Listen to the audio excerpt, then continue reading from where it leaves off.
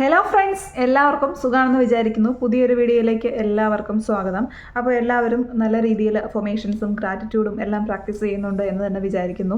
നമ്മൾ പ്രോപ്പറായിട്ട് പ്രാക്ടീസ് ചെയ്തിട്ടുണ്ടെങ്കിൽ നമുക്ക് അച്ചീവ് ചെയ്യാനുള്ള കാര്യങ്ങൾ, നമുക്ക് മാനിഫെസ്റ്റ് ചെയ്യാൻ നമുക്ക് ആഗ്രഹമുള്ള കാര്യങ്ങൾ എല്ലാം നമുക്ക് നമ്മുടെ കയ്യിൽപ്പിടിയിൽ എത്തിക്കാവുന്നതേ ഉള്ളൂ.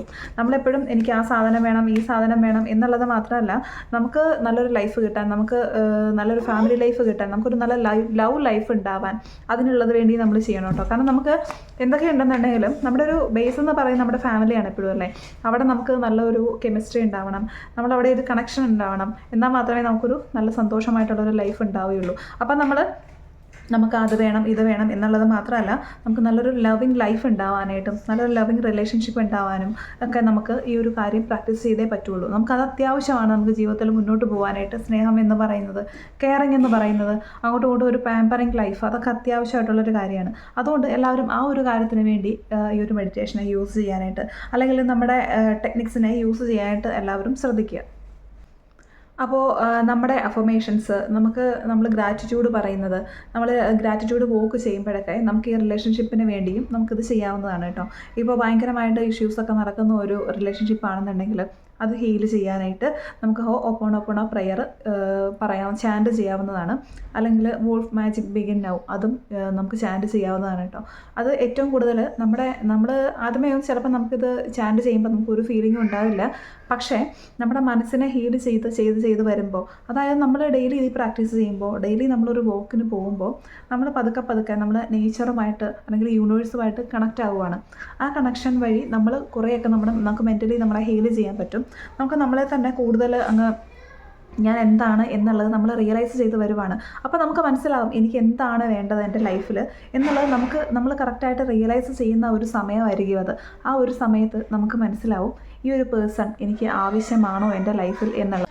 നിങ്ങളപ്പോൾ ആലോചിക്കുക, എനിക്ക് ഈ റിലേഷൻഷിപ്പ്, എന്നെ ഇത്രയും അധികം വേദനിപ്പിക്കുന്ന ഈ ഒരു റിലേഷൻഷിപ്പിൽ ഞാൻ നിൽക്കണോ? ഈ പേഴ്സൺ ഇനിയും എൻ്റെ ലൈഫിൽ വേണോ? അത് നിങ്ങളുടെ ലവ് ആയിക്കോട്ടെ, അല്ലെങ്കിൽ ഫ്രണ്ട്ഷിപ്പ് ആയിക്കോട്ടെ, എന്തെങ്കിലും റിലേഷൻഷിപ്പ് ആയിക്കോട്ടെ, എന്ത് റിലേറ്റീവ്സ് ആയിക്കോട്ടെ, ആരായാലും ഈ ഒരു പേഴ്സൺ ഇനിയും എൻ്റെ ലൈഫിൽ ആവശ്യമാണോ എന്നുള്ളത് നിങ്ങൾ ചിന്തിക്കുക. അതിനുശേഷം തീരുമാനമെടുക്കുക ആ പുള്ളിയെ വീണ്ടും അല്ലെങ്കിൽ ആ ആളെ വീണ്ടും നമ്മുടെ ലൈഫിലേക്ക് അട്രാക്റ്റ് ചെയ്യണോ എന്നുള്ളത്. എന്നിട്ട് മതി മുന്നോട്ട് ചെയ്യുന്ന കാര്യങ്ങളൊക്കെ. അതായത് നമ്മുടെ ഈ ഒരു മെഡിറ്റേഷൻ അല്ലെങ്കിൽ ഈ അഫർമേഷൻസ് ഒക്കെ പ്രാക്ടീസ് ചെയ്യുന്നത് ആ ഒരു റിലേഷൻഷിപ്പിന് വേണ്ടി നമുക്ക് ഇല്ലാത്ത ഒരു കാര്യം, അല്ലെങ്കിൽ നമ്മൾ ഈ ഒരു മെഡിറ്റേഷൻ്റെ അലൈൻമെൻറ്റിലേക്ക്, ആ ഒരു ട്രാക്കിലേക്കൊക്കെ ആകുമ്പം നമ്മുടെ ലൈഫിൽ ആവശ്യമില്ലാത്ത ഒരുപാട് ബന്ധങ്ങൾ നമുക്കുണ്ടാവും. അല്ലെങ്കിൽ നമ്മളെ സ്ഥിരമായിട്ട് വേദനിപ്പിച്ചുകൊണ്ടിരിക്കുന്ന, നമ്മളെ എത്രയൊക്കെ വേദനിപ്പിച്ചാലും നമ്മൾ ആ വേദനകളൊക്കെ ഏറ്റുവാങ്ങി വീണ്ടും ആ ബന്ധം നിലനിർത്താൻ വേണ്ടി മാത്രം നമ്മളെല്ലാം സഹിച്ചു കൊണ്ടുപോകുന്ന ചില രീതികളൊക്കെ ഉണ്ടാവും. അപ്പം നമ്മളൊരു പോയിന്റിൽ എത്തുമ്പോഴത്തേക്കും നമുക്ക് പതുക്കെ മനസ്സിലായി തുടങ്ങും, എനിക്കിതിൻ്റെ ആവശ്യമില്ല, ഞാൻ ഇനിയൊന്നും സഹിച്ചു കൊടുക്കേണ്ട ആവശ്യമില്ല, ഇത് ബൈ പറയാൻ സമയമായി എന്നുള്ള ഒരു ഫീലിംഗ് നമുക്ക് സ്വയം തോന്നാൻ തുടങ്ങും. അങ്ങനെ നമുക്ക് തോന്നി തുടങ്ങിയിട്ടുണ്ടെങ്കിൽ അത് വേണ്ട എന്ന് തന്നെയാണ് അതിൻ്റെ അർത്ഥം. ഇനിയും നമ്മൾ അങ്ങനെ ഒരു ബന്ധത്തിൽ നിന്ന് നെഗറ്റീവ് അടിച്ച് ഇല്ലാതായി തീരേണ്ട ആവശ്യമില്ല എന്നുള്ളൊരു ഫീൽ നമുക്ക് തന്നെ തോന്നി തുടങ്ങും. ആ ഒരു ഫീൽ നമുക്ക് തരും യൂണിവേഴ്സ്. അപ്പം നമുക്കതിനെ അവോയ്ഡ് ചെയ്ത് നിർത്തുക. ഓക്കെ, നമുക്കങ്ങനെ തോന്നിയിട്ടും പിന്നെയും നമ്മളതിനെ നിർബന്ധിച്ച് കൊണ്ട് നിർത്തേണ്ട കാര്യമൊന്നുമില്ല. അപ്പോൾ അങ്ങനെ കൊണ്ടുപോവുക. എന്നിട്ട് നിങ്ങൾക്ക് ആ ഒരു റിലേഷൻഷിപ്പ് നിങ്ങൾക്ക് വേണ്ട ഒരു റിലേഷൻഷിപ്പ് ആണെന്നുണ്ടെങ്കിൽ അതിനെക്കുറിച്ചാണ് പറയുന്നത്. ആ ഒരു റിലേഷൻഷിപ്പിന് വേണ്ടി ഇനിയിപ്പോൾ എല്ലാം ഹീലായി, പ്രോബ്ലംസൊക്കെ ഹീലായി എന്നുണ്ടെങ്കിൽ പോലും നമുക്ക് ആ ഒരു റിലേഷൻഷിപ്പിന് വേണ്ടി നമുക്ക് ഡെയിലി അഫർമേഷൻസ് എഴുതണം. അത് നിർത്തരുത്, എഴുതണം.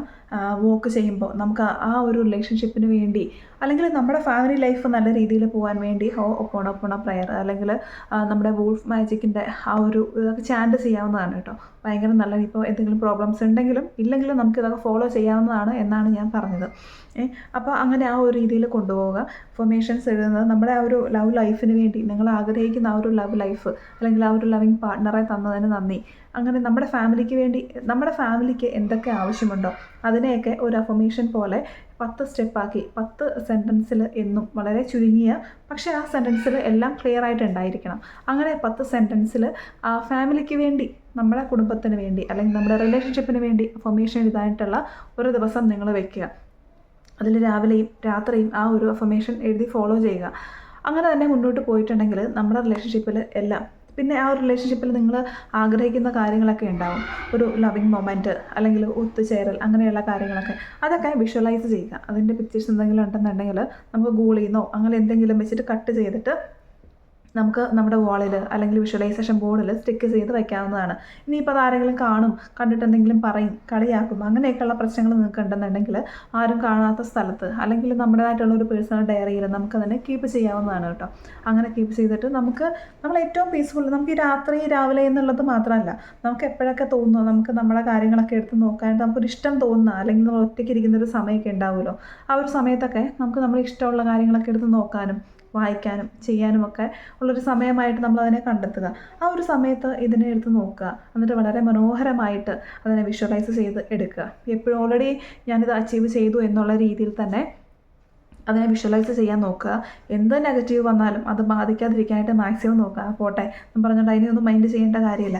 നമ്മളിങ്ങനെയൊക്കെ ചെയ്യുന്നതിൻ്റെ ഇടയിൽ നമുക്ക് ഒത്തിരി നെഗറ്റീവ്സ് വരും, പ്രശ്നങ്ങളൊക്കെ വരും. പക്ഷേ അതൊന്നും വലിയ കാര്യമല്ല, അതിനെയൊന്നും മൈൻഡ് ചെയ്യേണ്ട എന്നുള്ള രീതിയിൽ തന്നെ നിങ്ങളതിനെ കാണുക.